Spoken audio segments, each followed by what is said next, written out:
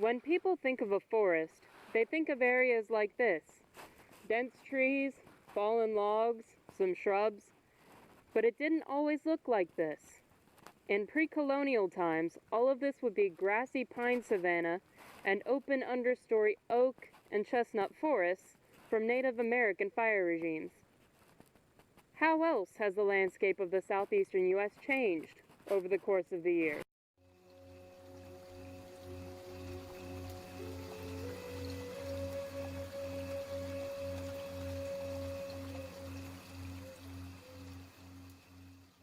Ice sheets covered much of this area during the Pleistocene and early Holocene.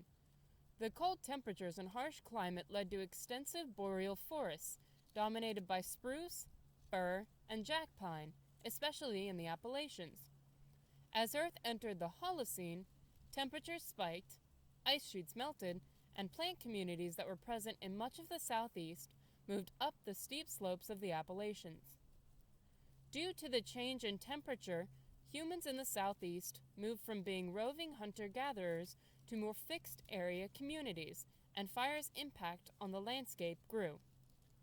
They went from being foragers to farmers, using fire as a tool.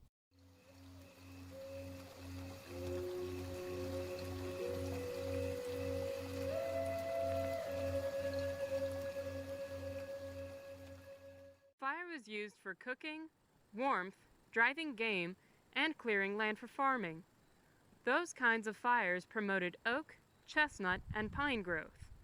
Maize became a major crop among Native Americans, and they used fire to clear large areas of land for planting.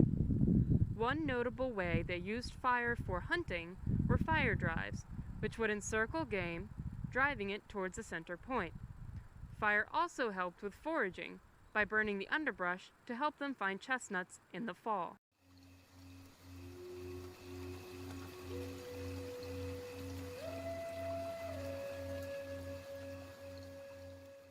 This also led to small prairies and extensive grasslands throughout the southeast.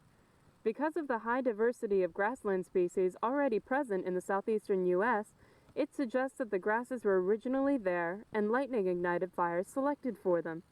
This was only reinforced by native fire regimes.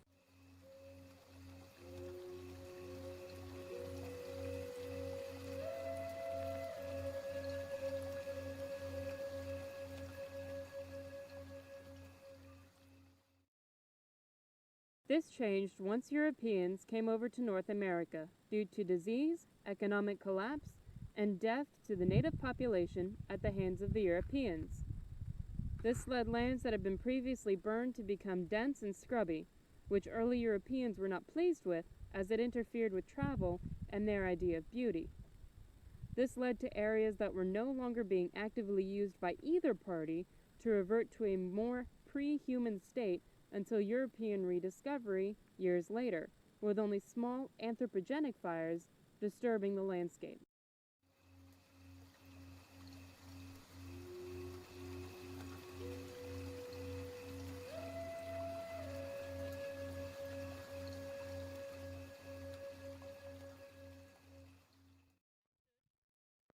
Due to a difference in burn techniques from primarily Scotch and Irish farmers settling the land, it went through yet another change in fire regime. Their burns created open lands for agriculture and cattle grazing. But that will be a talk for another time.